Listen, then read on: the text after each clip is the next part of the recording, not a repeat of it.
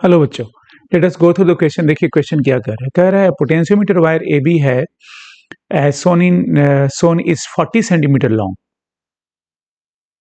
and resistance of 50 ohm per meter. The free end of an ideal voltmeter is touching the potentiometer wire.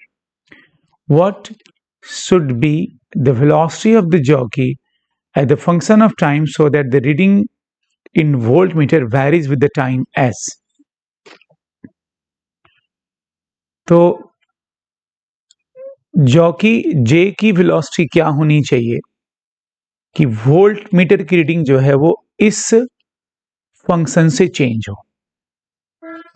बच्चों volt meter ideal है तो इधर current तो जाएगा नहीं, इधर तो करंट कभी नहीं जाएगा। इसका मतलब कि ये दोनों हमेशा सीरीज में होंगे एंड दैट्स व्हाई इस ब्रांच में करंट कांस्टेंट रहेगी and that will be current will be V by R, that is 4 volt और ये 10 and 10 20 एंड देयरफॉर करंट इस ब्रांच में अगर मैं I1 मान लेता हूं बच्चों तो I1 की वैल्यू हो जाएगी 4 by 20 that is 1 by 5 ampere. ठीक है बच्चों, कैसे ये ब्रांच और ये ब्रांच इंडिपेंडेंट हो गए बिकॉज वोल्ट मीटर से कोई करंट नहीं। अच्छा, करंट सेकेंड ब्रांच इधर कितनी होगी? I2 की वैल्यू हो जाएगी 4 बाई रेजिस्टेंस। इतने का रेजिस्टेंस कितना है बच्चों? तो 40 सेंटीमीटर लेंथ है और रेजिस्टेंस पर मीटर है 50 ओम पर मीटर, तो 50 इंटू 0.4 दैट इज 4 बाई 20 ये भी। ठीक है बच्चों, तो दोनों में करंट 1 बाई 5 एम्पियर है। ठीक है, आप लोग होप देखो ये और ये कैंसिल 420 हो गया, ये दैट इज 4 बाई 20। तो दोनों में करंट सेम है बिकॉज इसकी रेजिस्टेंस और इसकी रेजिस्टेंस सेम है पूरे वायर की। अब ये क्वेश्चन में दिया नहीं है कि जॉकी पहले कहां टच कर रहा था, कुछ भी नहीं मेंशन है और जॉकी को मूव करा रहा है। हो सकता है कि जॉकी जो है वो ए को टच कर रहा था और ये मूव कर रहा, स्लाइड कर रहा था ऐसे।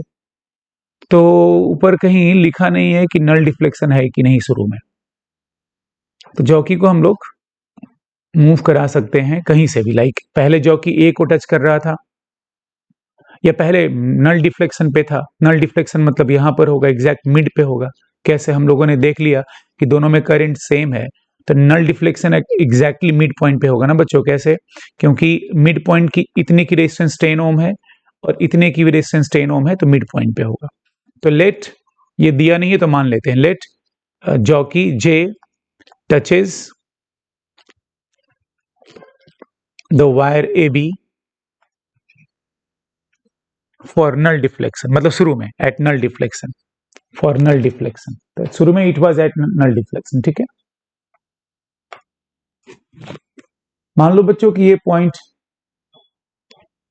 P है और ये Q है।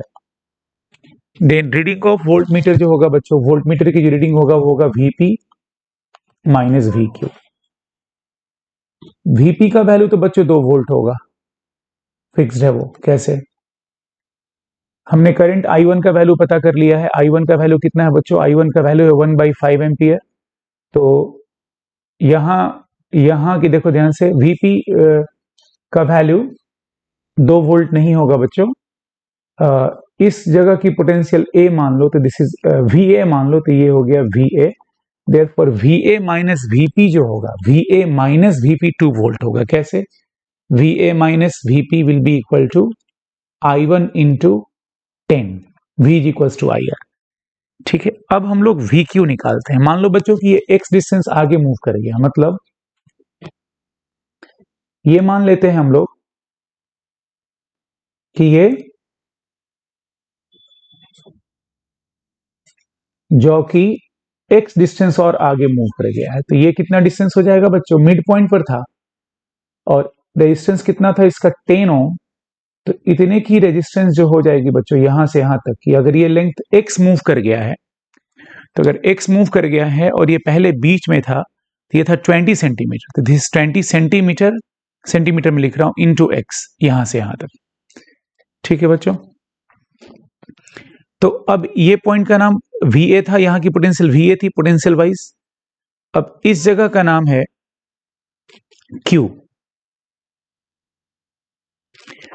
तो VA माइनस VQ कितना होगा? जो V is equals to IR, I के वैल्यू है 1/5 इंटू इतने का रेजिस्टेंस कितना होगा बच्चों? तो 20 प्लस X, ये सेंटीमीटर में है बच्चों, और ये रेजिस्टेंस पर मीटर में है, तो इस सेंटीमीटर को मीटर में कन्वर्ट करना होगा, तो इंटू 100/100 इंटू 50, दैट इज 50/100। ठीक है बच्चों, समझ रहे होंगे आप लोग कैसे V is equals to I का वैल्यू ये है और R का वैल्यू ये है, but this length is in centimetre, तो इसको मीटर में कन्वर्ट करने के लिए 100 से डिवाइड कर दिया तो ये लेंथ निकल गया, and this is the resistance per metre, तो 50 से मल्टीप्लाई किया तो रेजिस्टेंस निकल गया for the wire A to Q। तो दिस इज इक्वेशन नंबर, इसको I can write here as 20 plus X 50 10, that is into 1/10, that is यहां पर 10 आ जाएगा, ठीक है, बाई 10। ठीक है बच्चों, समझ में आ गया होगा।